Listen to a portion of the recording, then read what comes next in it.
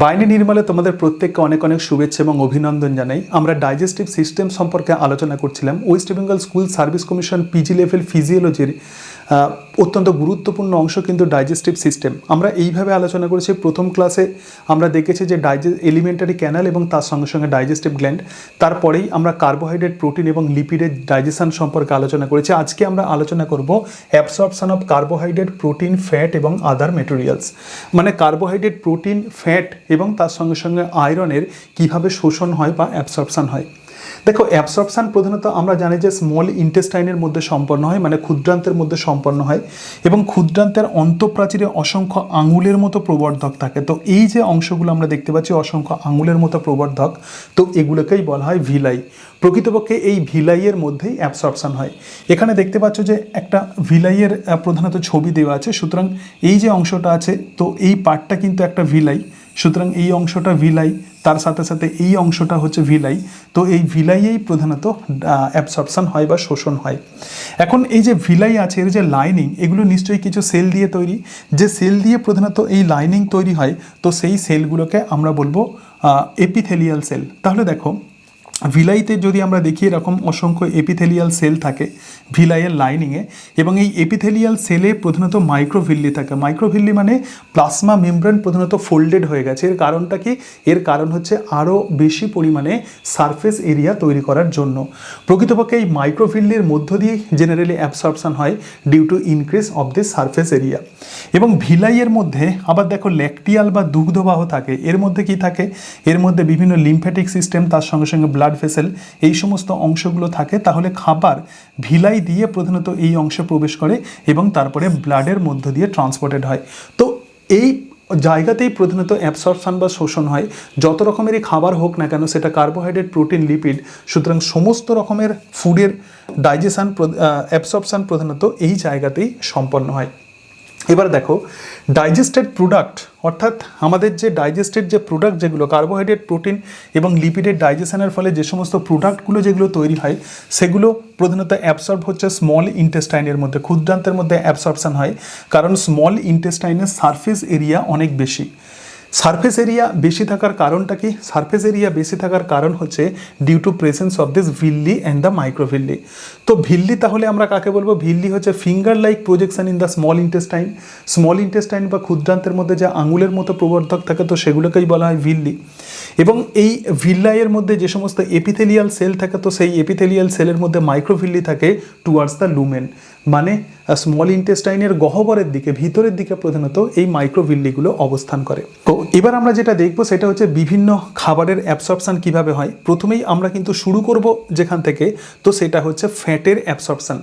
This is very very important এবং প্রচুর পরীক্ষাতে কোয়েশ্চেন্স দেওয়া হয়। ফ্যাটের অ্যাবসর্পশনে আমাদের ফোকাস করতে হবে যে মাইসেলি কাকে বলে এবং তার সঙ্গে সঙ্গে কাইলোমাইক্রন কাকে বলে। দেখো, টপিক 1 হচ্ছে ফ্যাটের absorption. Fat digested within emulsified fat droplets. আমরা যে ফ্যাট খাচ্ছি, যে ট্রাইগ্লিসারাইড খাচ্ছি, তো সেই ট্রাইগ্লিসারাইড প্রথমে অ্যাকুমুলেটেড হয় এবং অ্যাকুমুলেটেড হয়ে যেটা তৈরি করে সেটা বড় ফ্যাট ড্রপলেটস তৈরি করে। এবং তারপরে এই ফ্যাট ড্রপলেটসের মধ্যে যেটা থাকে সেটা হচ্ছে ফ্যাটি অ্যাসিড এবং মোনোগ্লিসারাইড। ঠিক আছে, মানে ডাইজেশনের ফলে এই ফ্যাট থেকে যেটা তৈরি হয় সেটা ফ্যাটি অ্যাসিড এবং তার সাথে সাথে মোনোগ্লিসারাইড। খুব কম পরিমাণে প্রধানত গ্লিসারল তৈরি হয়। মেনলি ফ্যাট মানে হলো ট্রাইগ্লিসারাইড। তাহলে লাইপেসের প্রভাবে এই ফ্যাটি অ্যাসিড এবং মোনোগ্লিসারাইডে পরিণত হয়। ফ্যাটি অ্যাসিড এবং মোনোগ্লিসারাইড এবার কি করে? লিভ দ্য ফ্যাট ড্রপলেটস, মানে ফ্যাট ড্রপলেটস ত্যাগ করে বেরিয়ে যায়। এবং এই ফ্যাটি অ্যাসিড এবং মোনোগ্লিসারাইড কোটেড উইথ বাইল সল্ট। দেখো, ফ্যাটি অ্যাসিড আর মোনোগ্লিসারাইড কি হচ্ছে? বাইল সল্ট দিয়ে যখন কভার হয়ে থাকছে এবং ফসফোলিপিড দিয়ে কভার হয়ে যাচ্ছে, তো তখনই তাকে আমরা বলবো মাইসেলি। এখানে একটু ছবিটা দেখলে তোমাদের কাছে একদম ক্লিয়ার হয়ে যাবে। দেখো, তো এই যে পোর্শন যেটা দেখতে পাচ্ছ, তো এটাই কিন্তু প্রকৃতপক্ষে ফ্যাট, বড় ফ্যাট ড্রপলেটস। সুতরাং এই যে সার্কেল যেটা আছে, তো সেটাই হচ্ছে বড় ফ্যাট ড্রপলেটস এবং সেই ফ্যাট ড্রপলেটসের মধ্যেই প্রধানত ফ্যাটের ডাইজেশন হয়। তো ফ্যাট মানে হলো ট্রাইগ্লিসারাইড। সুতরাং এখানে আমরা দেখতে পাচ্ছি ট্রাইগ্লিসারাইড মানে একটা গ্লিসারল এবং সেখানে 3টে ফ্যাটি অ্যাসিড লেগে থাকে। So this is triglyceride. এবং এই যেহেতু এই ফ্যাট ড্রপলেটসের মধ্যে ডাইজেশন হচ্ছে, তাহলে ট্রাইগ্লিসারাইডের ডাইজেশনের ফলে যেটা তৈরি হবে সেটা হচ্ছে ফ্যাটি অ্যাসিড এবং তার সঙ্গে সঙ্গে monoglyceride. After formation of this fatty acid এবং মোনোগ্লিসারাইড, ফ্যাটি অ্যাসিড এবং মোনোগ্লিসারাইড এবার ফ্যাট ড্রপলেট ত্যাগ করে বেরিয়ে আসছে।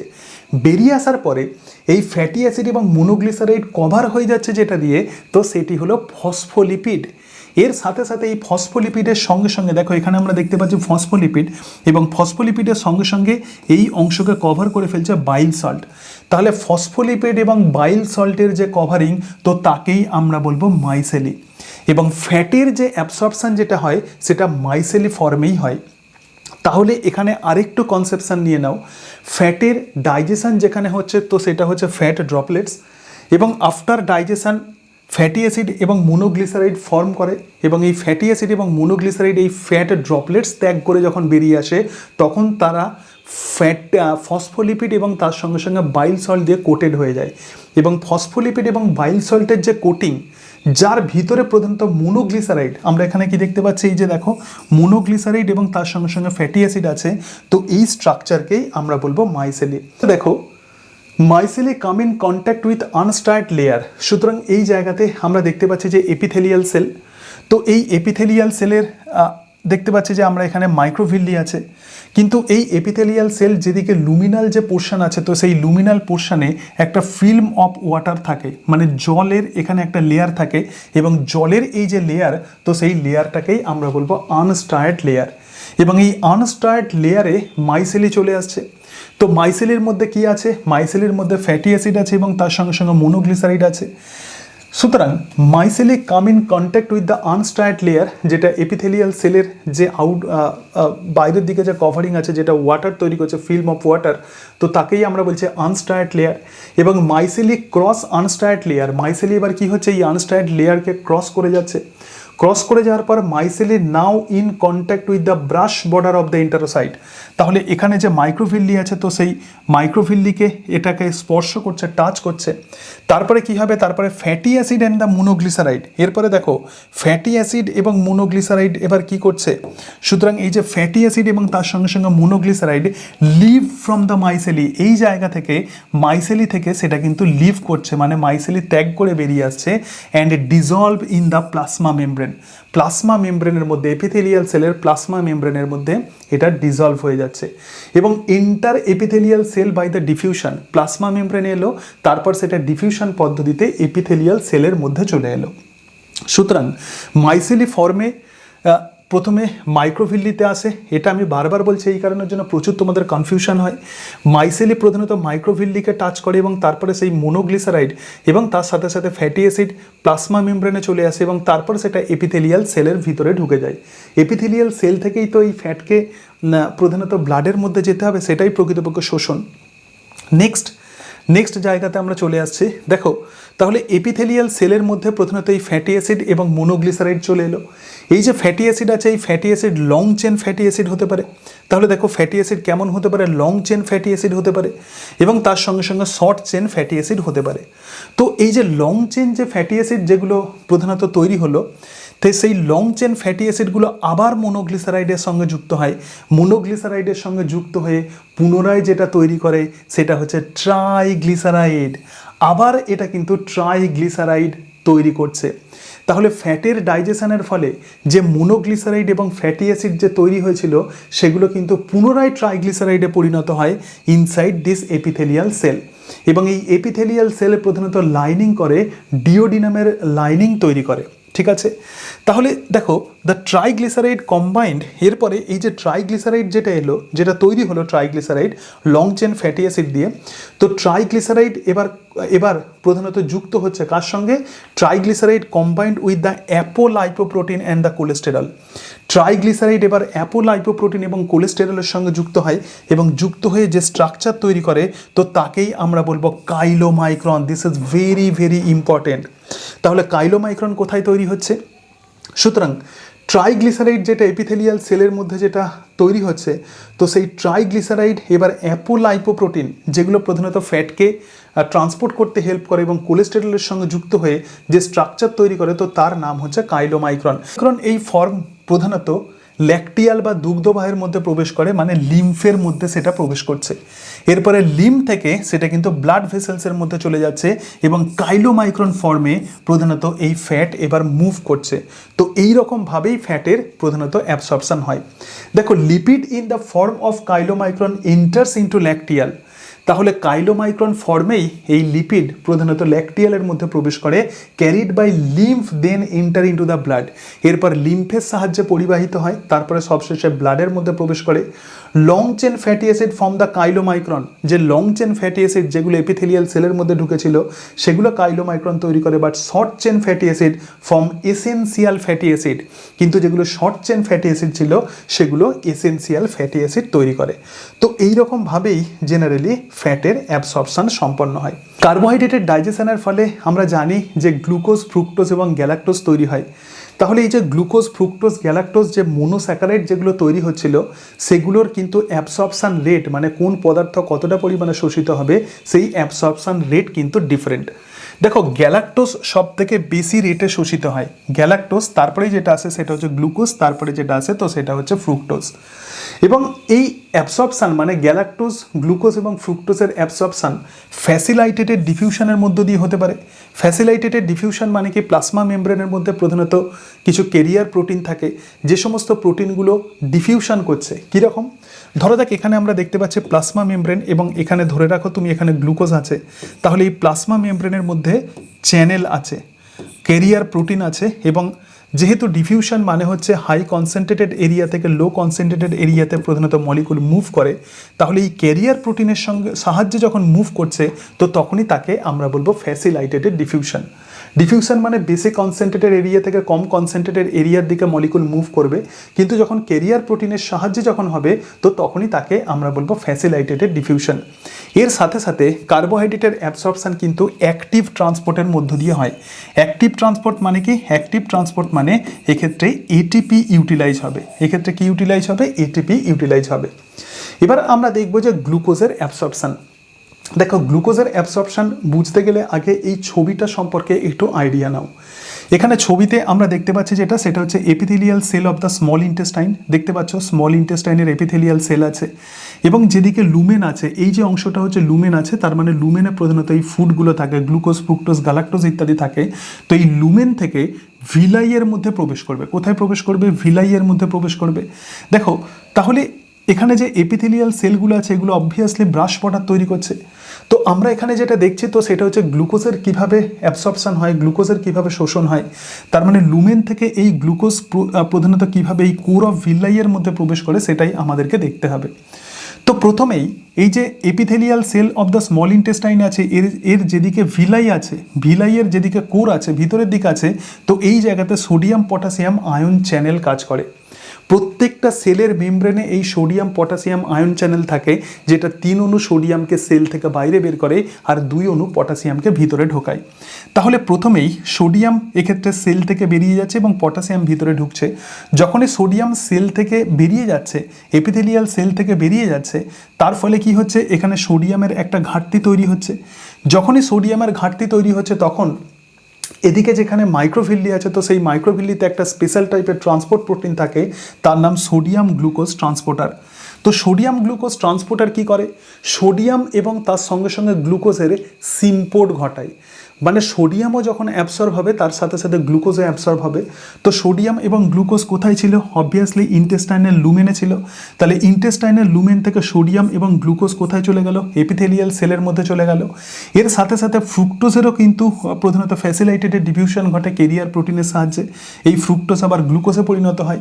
এর সাথে সাথে সোডিয়াম গ্যালাক্টোজ প্রধানত এক্ষেত্রে ট্রান্সপোর্টার থাকে, তো সেটাও সোডিয়াম এবং গ্যালাক্টোজকে প্রধানত ট্রান্সপোর্ট করে from this lumen into the epithelial cell. এরপরে সেই এপিথেলিয়াল সেল থেকে এই যে গ্লুকোজ, ফ্রুক্টোজ এবং গ্যালাক্টোজ আছে সেগুলো কিন্তু আবার ভিলাইয়ের মধ্যে প্রবেশ করে। তো এটা হচ্ছে জেনারেল প্রসেস। এবার একটু ডেসক্রিপশান দেখে নাও। দেখো, active Na plus transport in the core of the villi, তাহলে সোডিয়ামের এই যে ট্রান্সপোর্ট যেটা সোডিয়াম পটাশিয়াম আয়ন চ্যানেলের মধ্য দিয়ে হয়, আমরা প্রত্যেকেই জানি সেটা অ্যাক্টিভ ট্রান্সপোর্ট, এক্ষেত্রে এটিপি লাগে এবং তার ফলে sodium inside the cell of the epithelium সেলের ভিতরে সোডিয়ামের পরিমাণ তাহলে এই জায়গাতে কমে যাচ্ছে এবং যখনই এপিথেলিয়াল সেলের মধ্যে সোডিয়ামের পরিমাণ কমে যাচ্ছে তখন কি হয়, sodium and glucose enters into the cell by sodium glucose transporter. তাহলে সোডিয়াম আর গ্লুকোজ ট্রান্সপোর্টারের সাহায্যে সোডিয়াম আর গ্লুকোজ এটা কিন্তু এপিথেলিয়াল সেলের মধ্যে প্রবেশ করছে। এর সাথে সাথে ফ্রুক্টোজেরও অ্যাবসর্পশন কিন্তু হয় বাই ফ্যাসিলাইটেটেড ডিফিউশন।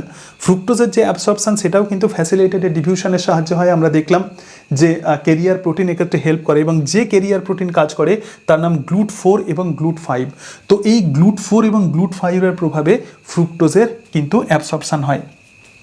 এখানে একটা ইম্পর্টেন্ট নোট আছে দেখো, তো এই যে গ্লুকোজের যে ট্রান্সপোর্ট এটা কিন্তু প্রকৃতপক্ষে secondary active transport. So this cotransport not occurred if the Na plus active transported out of the cell. দেখো Na প্লাস যেহেতু সেল থেকে বাইরে বেরিয়ে যাচ্ছে with the help of ATP, সুতরাং এটাকে আমরা বলবো প্রাইমারি অ্যাক্টিভ ট্রান্সপোর্ট এবং তার ফলে এপিথেলিয়াল সেলের মধ্যে যে সোডিয়ামের ঘাটতি তৈরি হচ্ছে, সোডিয়ামের ঘাটতির জন্যই প্রধানত সোডিয়াম এবং সোডিয়াম গ্লুকোজ ট্রান্সপোর্টারের সাহায্যে এপিথেলিয়াল সেলের মধ্যে প্রবেশ করে। তাহলে এই যে সোডিয়াম গ্লুকোজ ট্রান্সপোর্টার সোডিয়াম এবং গ্লুকোজকে যে ট্রান্সপোর্ট করছে এর কারণ হচ্ছে এখানে Na প্লাসের একটা ডেফিসিয়েন্সি তৈরি হচ্ছে। তো সেই কারণের জন্য it is an example of secondary active transport. এই প্রাইমারি অ্যাক্টিভ ট্রান্সপোর্টের জন্যই কিন্তু এই সেকেন্ডারি অ্যাক্টিভ ট্রান্সপোর্ট হচ্ছে। এবং এখানে একটা অত্যন্ত গুরুত্বপূর্ণ অংশ দেখো তোমরা অনেকেই জানবে, তো সেটা হচ্ছে ওআরএস। ওআরএস মানে কি? ওআরএস মানে হচ্ছে ওরাল রিহাইড্রেশন সলিউশন। আমাদের যখন ডায়রিয়া হয়, তো ডায়রিয়া মানে কি? ডায়রিয়া মানে much loss of Na plus and the water. তার মানে আমাদের দেহ থেকে যখন প্রচুর পরিমাণে সোডিয়াম এবং তার সাথে সাথে যখন ওয়াটার যখন আমাদের দেহ থেকে যখন প্রচুর পরিমাণে বেরিয়ে যায়, তো সেই সময় কি হয়? তো সেই সময় প্রধানত ওআরএস দেওয়া হয়। তো ওআরএসের মধ্যে কি থাকে? ওআরএসের মধ্যে কিন্তু শুধুমাত্র সোডিয়াম থাকে না, তার সঙ্গে সঙ্গে গ্লুকোজ থাকে। কারণ সোডিয়াম যেহেতু দেহ থেকে বেরিয়ে যাচ্ছে, তাহলে সোডিয়ামকে আবার আমাদের বডির মধ্যে আনতে গেলে অবশ্যই গ্লুকোজকে লাগবে, কারণ সোডিয়াম একা কিন্তু অ্যাবসর্ব হতে পারে না। সেই জন্যই ওরাল রিহাইড্রেশন সলিউশনের মধ্যে সোডিয়ামও যেমন থাকে তার সঙ্গে সঙ্গে কিন্তু আমরা গ্লুকোজকেও পাবো। এবং দেখো গ্যালাক্টোজের অ্যাবসর্পশন কিভাবে হচ্ছে? গ্যালাক্টোজের অ্যাবসর্পশন হচ্ছে similar mechanism like the glucose. তাহলে ডিওডিনাম অ্যান্ড দ্য জেজুনাম আর ম্যাক্সিমাম কার্বোহাইড্রেট অ্যাবসর্পশন, অর্থাৎ স্মল ইন্টেস্টাইনের শুধুমাত্র যে ডিওডিনামে কার্বোহাইড্রেটের অ্যাবসর্পশন হয় তাই নয়, তার সঙ্গে সঙ্গে ডিওডিনাম এবং জেজুনামে কিন্তু কার্বোহাইড্রেটের ম্যাক্সিমাম অ্যাবসর্পশন হয়। তো এটাই এই অংশটাই প্রধানত তোমাদের কার্বোহাইড্রেট অ্যাবসর্পশনে মেনলি পড়তে হবে। এবার আমরা যেখানে চলে আসবো তো সেটা হচ্ছে প্রোটিন অ্যাবসর্পশন। তো প্রোটিনের অ্যাবসর্পশন, প্রোটিন প্রধানত যাতে ভাঙবে সেটা হচ্ছে অলিগোপেপটাইড। প্রোটিনের যখন ডাইজেশন হয় প্রধানত অ্যামাইনো অ্যাসিড তৈরি হয়, কিন্তু তার সঙ্গে সঙ্গে অলিগোপেপটাইড, ডাইপেপটাইড, অ্যামাইনো অ্যাসিড ইত্যাদি তৈরি হয়। এবং এখানে তোমরা দেখতে পাচ্ছ যে সেলের যে লাইনিং আছে, তো এটা কিন্তু প্রকৃতপক্ষে ব্রাশ বর্ডার, ঠিক আছে? তাহলে এগুলো সব হচ্ছে ব্রাশ বর্ডার। এবং এই যে ব্রাশ বর্ডার আছে, তো এই ব্রাশ বর্ডারের মধ্যে ব্রাশ বর্ডার এনজাইম থাকে। কি থাকে? এগুলো সব হচ্ছে ব্রাশ বর্ডার এনজাইম। দেখো এগুলো সব হচ্ছে ব্রাশ বর্ডার এনজাইম এবং এই ব্রাশ বর্ডার এনজাইম প্রধানত অ্যাবসর্পশনে হেল্প করে। এখানে আমরা দেখতে পাচ্ছি oligopeptide. So this is oligopeptide. এবং ব্রাশ বর্ডার এনজাইম কি করে? ব্রাশ বর্ডার পেপটাইডেস প্রথমেই এই অলিগোপেপটাইডকে অ্যামাইনো অ্যাসিডে ভেঙে দেয়। অ্যামাইনো অ্যাসিড অ্যাবসর্ব হবে, তো অ্যামাইনো অ্যাসিডের অ্যাবসর্পশনের জন্য কিন্তু সোডিয়ামও কিন্তু এক্ষেত্রে কো ট্রান্সপোর্ট ঘটবে। তাহলে এক্ষেত্রে আমরা দেখতে পাচ্ছি অ্যামাইনো অ্যাসিড এবং তার সঙ্গে সঙ্গে সোডিয়াম কো ট্রান্সপোর্টেড হয়ে সেটা এপিথেলিয়াল সেলের মধ্যে চলে এলো। এরপরে দেখো কিছু স্মল অলিগোপেপটাইড আছে, যেমন ডাইপেপটাইড। তো ডাইপেপটাইডও কিন্তু অ্যাবসর্ব হয়।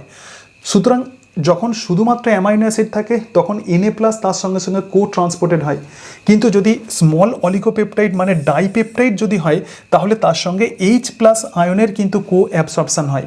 সুতরাং স্মল অলিগোপেপটাইড মানে ডাইপেপটাইড। তো ডাইপেপটাইড, তাহলে এখানে তিনটে, দেখো এখানে তিনটে অ্যামাইনো অ্যাসিড ছিল, তার মধ্যে একটা অ্যামাইনো অ্যাসিড আমরা পেয়ে গেলাম, সুতরাং সেটা অ্যাবসর্ব হয়ে গেল।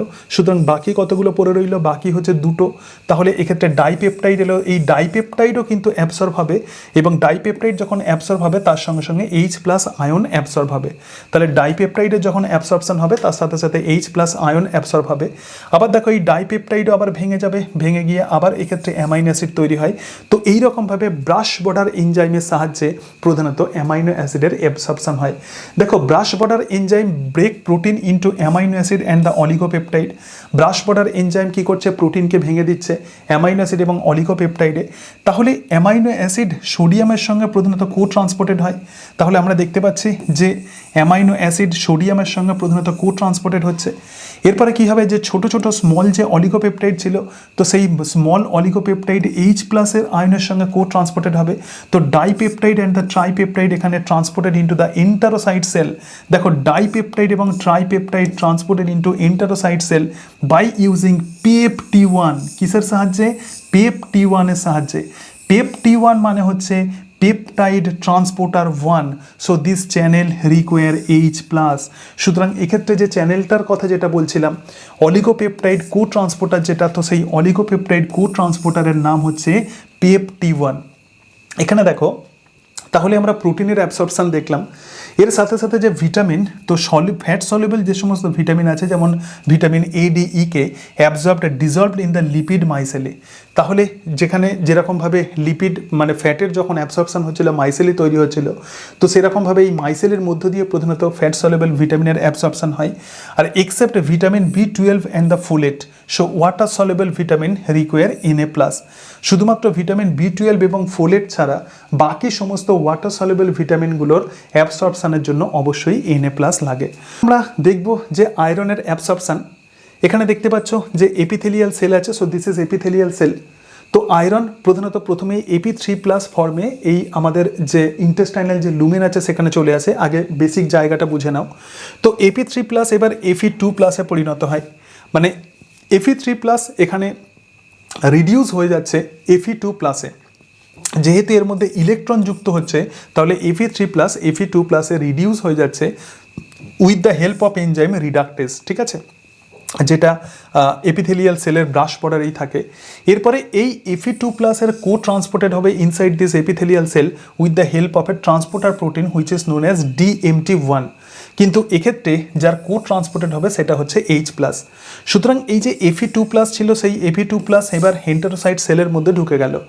এখন কিছু Fe2+ আবার কনভার্টেড হয়ে যাবে Fe3+-এ, এবং Fe3+-এ কনভার্টেড হয়ে সেটা ফেরিটিন ফর্মে সেলের মধ্যে সঞ্চিত থাকবে, ঠিক আছে। আবার কিছু Fe2+ আছে, তো সেই কিছু Fe2+ FMN FPN এর সাহায্যে সেটা কিন্তু এন্টারোসাইট সেল থেকে বাইরে বেরিয়ে চলে আসবে। দেখো Fe2+ বাইরে বেরিয়ে চলে এলো। এরপরে যেটা বাইরে বেরিয়ে চলে এলো এপিথেলিয়াল সেল থেকে, সেটা ফেরো অক্সাইডেজের প্রভাবে আবার Fe3+-এ পরিণত হবে এবং এই Fe3+-ই প্রধানত অ্যাবসর্ব হবে। তো এবার ডিসক্রিপশানটা একটু দেখে নাও। দেখো absorption occurs in the duodenum, মানে আয়রনের অ্যাবসর্পশন ডিওডিনামের মধ্যে হয়। Fe3+ যেটাকে আমরা বলবো ফেরিক, কনভার্টেড টু Fe2+ বা ফেরাস আয়নে পরিণত হয় বাই ফেরিক রিডাকটেজ। যেহেতু Fe3+ এর সঙ্গে একটা ইলেকট্রন যুক্ত হচ্ছে, তার মানে অবভিয়াসলি Fe3+ এর কি হচ্ছে, রিডাকশন হচ্ছে বা বিজারণ হচ্ছে। এরপরে Fe2+ enters into the enterocyte by the apical membrane transporter protein which is known as DMT1 along with this H+। এবার কি হবে, সাম intracellular Fe2+ converted into Fe3+। দেখো কিছু ইন্ট্রাসেলুলার Fe2+ এবার Fe3+-এ কনভার্টেড হচ্ছে এবং সেটা স্টোর হয়ে থাকছে, ফেরিটিন হিসাবে স্টোর হয়ে থাকছে। এবং বাকি যে Fe2+ আছে, সেই বাকি Fe2+ binds to the basolateral Fe2+ transporter, তার নাম হচ্ছে ফেরোপ্রোটিন 1, ঠিক আছে। FPN1 এর সাহায্যে সেই বাকি যে Fe2+ আছে সেটা out of the transport aided by hepcidin. Next কি হচ্ছে, হেফাএস্টিন মানে হচ্ছে ফেরোড অক্সাইডেজ, তারপরে কনভার্ট করছে Fe2+-কে আবার Fe3+-এ, এবং ব্লাড প্লাজমাতে এই Fe3+ transported bound with the transferrin. তার মানে এই যে আয়রনের যে Fe3+ ফর্ম, সেটা ট্রান্সফেরিন প্রোটিনের সাহায্যে এটা কিন্তু ব্লাডের মধ্য দিয়ে ট্রান্সপোর্টেড হয়, যেখানে যাওয়ার দরকার সেখানে যায় এবং গিয়ে তারপরে হিমোগ্লোবিন তৈরি করে। তো এই অংশগুলোই প্রধানত তোমাদের অ্যাবসর্পশানে পড়তে হবে, প্রচুর important part actually. Carbohydrate, protein এবং তার সঙ্গে সঙ্গে লিপিডের ডাইজেশন যেমন ইম্পর্টেন্ট, তার সঙ্গে সঙ্গে এদের অ্যাবসর্পশান ইম্পর্টেন্ট। আমি যেটুকু পড়তে হবে, যেটা তোমাদেরকে জানতে হবে সেটাই বললাম। এবং পিজি লেভেল ফিজিওলজিতে this is very very important topic, বিশেষত লিপিডের যে absorption, this is very important.